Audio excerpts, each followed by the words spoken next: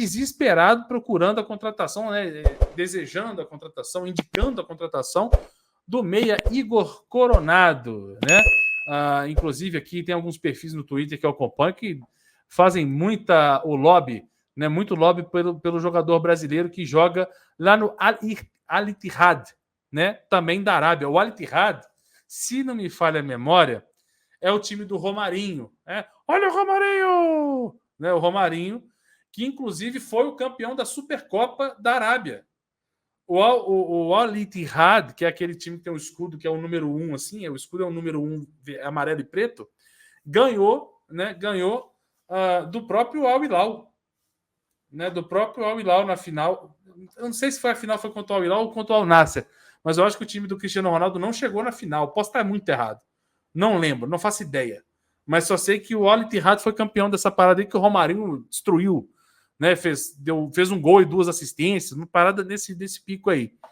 Né? Eu gostei, é o Penharol da Arábia, o São Zico de Quintina. Sensacional. Né?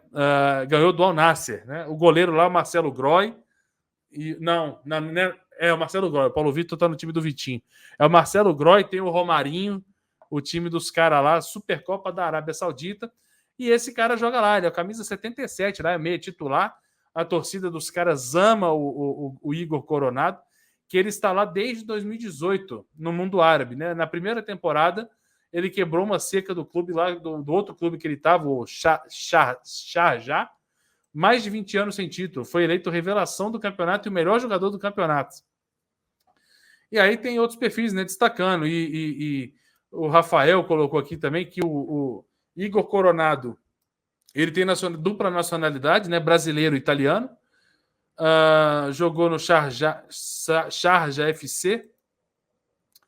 Posição meio ofensivo, valor de mercado 2,5 milhões de euros. Números pelo Palermo da Itália, clube que ele atuou antes de ir para o mercado, para o mundo árabe. 43 jogos, 9 gols e 11 assistências. Chegou em julho ao Sharjah e os números são superiores ao Juliano. O Juliano, que hoje é do Corinthians. Os números foram 13 jogos, 7 gols e 11 assistências.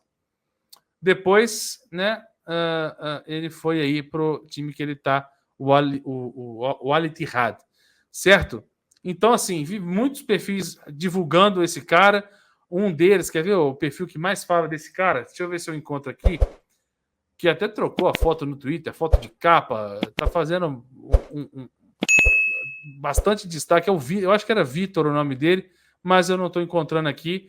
E aí eu fui pesquisar o jogador. É Vitor Rocha, Arthur. Vitor Rocha. Isso. E aí eu confesso que eu fui pesquisar um pouco mais desse jogador e gostei. Você chegou a ter alguma impressão desse jogador, boa ou ruim, diga ao Coronado? E por que eu tô jogando esse nome na live de hoje? Porque a galera do Twitter começou a pedir, né? Eu particularmente nunca tinha ouvido falar. A gente até o Rafa lembrou bem. A gente falou desse cara há 1 ano atrás e a gente não lembrava. Mas por que esse nome voltou à tona hoje, Rafa? Porque ele já pode assinar um pré-contrato e vir de graça no meio do ano. E aí essa galera que acompanha, que fala que o cara é bom mesmo, que propaga, né, diz que seria uma boa oportunidade de mercado para ter um reserva para o Everton Ribeiro ali e para o Arrascaeta no meio do ano gratuitamente, Rafa. Você chegou a ter alguma opinião formada já sobre isso? Opinião formada não, mas o Arthur Costa hoje mais cedo falou assim, aí, tá rolando uma hashtag aí, Coronado no Mengão. Dá uma olhada aí e tal. E aí que ao longo do dia que a gente foi lembrar que realmente a gente já tinha falado desse jogador. Primeiro, eu vejo uma questão específica que é a seguinte, ele tem características que se encaixam dentro de uma carência do elenco do Flamengo, não exatamente do time, mas do elenco.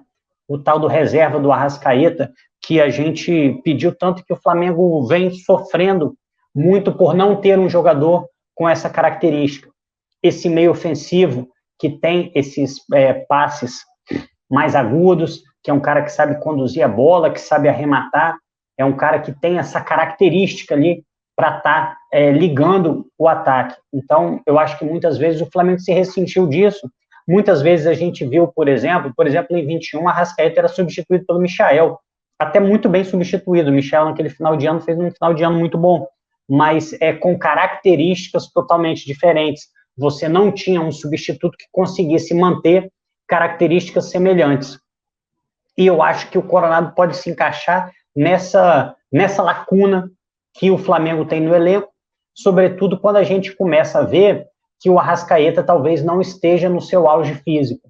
Eu começo a ficar preocupado como vai ser a assiduidade do Arrascaeta nesse ano. Ele não terminou o ano passado muito bem, tinha toda a questão da pubalgia, isso afetou o futebol dele, isso foi nítido. No final do ano, o Arrascaeta não conseguiu ter aquelas atuações que a gente estava esperando dele, conseguiu jogar bem por toda a técnica que ele tem, mas você via que ele estava um pouco abaixo do nível físico, e na volta desse ano, dá para ver que o Arrascaeta também está abaixo, sobretudo num contexto de um time do Vitor Pereira, em que ele certamente terá mais obrigações sem a bola do que ele tinha com o Dorival. Com o Dorival conseguiu encontrar uma maneira de deixar o Arrascaeta um pouco menos sobrecarregado e um pouco mais fresco para estar jogando no ataque, que seria ele não fazer essa recomposição. No time do Vitor Pereira, eu acho que ele não vai fazer isso. E, sobretudo, nos primeiros jogos, você viu o Arrascaeta tendo que voltar um pouco mais, o que também não é nada do outro mundo, como ele fazia com o Jorge Jesus. A gente tem algumas roubadas de bola emblemáticas do Arrascaeta, todo mundo lembra. Um exemplo é do gol do Gabigol, tá pedindo, é uma roubada dele, que estava fazendo a recomposição, fez com muita qualidade, roubou a bola e ligou o contra-ataque. Então, a primeira coisa que eu acho é isso. Eu acho que a gente combina um jogador de características específicas que o Flamengo precisa já há muito tempo, esse tal reserva do Arrascaeta. Acho que, por outro lado, a gente tem um Arrascaeta que, pelo menos nesse início de ano, não dá pinta que está bem fisicamente. Em algum momento, esse estado um pouco abaixo físico vai cobrar um preço e vai tirar ele de campo. Ou seja, a gente vai ter que saber como jogar sem ele e, ainda assim, como jogar na eventualidade dele não estar bem, a gente precisar substituir o jogador. Nenhum jogador é insubstituível caso não esteja bem em campo. Sobretudo pela parte física. Pela parte técnica, a gente sabe que com a Arrascaeta dá para contar. E eu acho que tem um terceiro aspecto muito grande, que é o seguinte: o Igor Coronado já pode assinar um pré-contrato. Então, teoricamente, ele se encaixaria na tal da oportunidade de mercado. Você não precisaria fazer um investimento muito grande para adquirir os direitos federativos do outro clube, mais ou menos a oportunidade que aconteceu com o goleiro Rossi do Boca Juniors, que não chegou imediatamente, mas vai chegar no meio de ano, seria mais ou menos a mesma história do Coronado. Então, eu acho que você combinando esses três fatores, a gente tem que olhar para o jogador com carinho. A partir disso, não vi o Coronado jogar, tá? Mas consegui ver alguns lances no YouTube e eu vi muita qualidade técnica. Você tem que ponderar que ele está jogando na Arábia Saudita? Claro que tem. Talvez não seja o futebol do nível competitivo mais alto, mas eu acho que a qualidade técnica está ali. Eu acho que isso é muito perceptível em qualquer liga que o cara estiver jogando no mundo, ainda que ele tenha um pouco mais de dificuldade ao dar esse salto.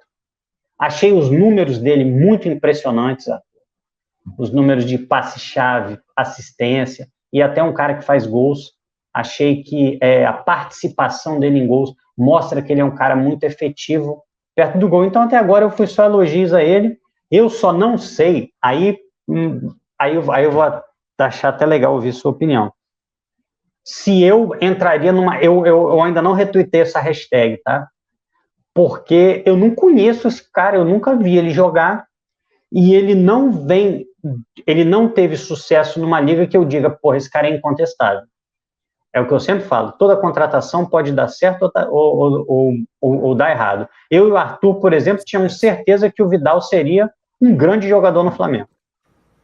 Ainda que com algum tempo de adaptação, hoje o Vidal tem 6 meses de Flamengo, né? Tem meia temporada e mais uma pré-temporada. Se você me perguntasse quando ele chegou, eu diria que nesse momento o Vidal estaria voando. A ponto de, se não fosse titular, ser um cara que a gente soubesse, a gente confiasse 100% para ele entrar e resolver o problema. Não é o caso. Contratação tem isso.